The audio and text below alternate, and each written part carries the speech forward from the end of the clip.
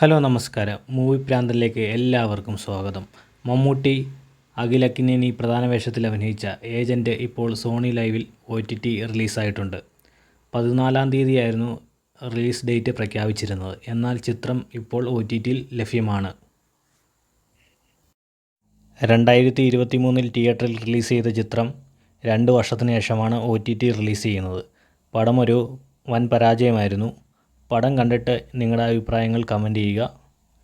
ഈ ചാനൽ ഇതുപോലെയുള്ള OTT റിലീസുകൾക്കായി ഈ ചാനൽ സബ്സ്ക്രൈബ് ചെയ്യുക, ബെൽ ബട്ടൺ അമർത്തുക, ഷെയർ ചെയ്യുക, സപ്പോർട്ട് ചെയ്യുക. Okay, thank you.